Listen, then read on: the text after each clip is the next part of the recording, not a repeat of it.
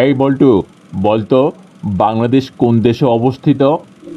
ও sir, Bangladesh ভারতের দ্বারা ঘেরা যে দেশ সে দেশে অবস্থিত। আচ্ছা, বলতো 15 এপ্রিল কোন তারিখে আসে? ও স্যার, 15 এপ্রিল 14-16 তারিখের মাঝখানে তারিখে আসে স্যার। এবার বল, সবুজ রং কোন কালারের হয়?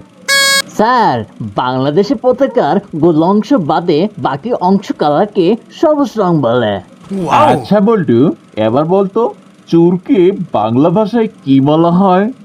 স্যার, সুরকে বাংলাদেশে সত্তর সেরা, হারামজাদা ইত্যাদি বলা হয়। আচ্ছা, এবার বলতো কবি নজরুলের কবরে কাকে দাফন করা হয়েছিল? ও স্যার, কবি নজরুলের কবরে বাংলাদেশের জাতীয় কবিকে দাফন করা হয়েছিল।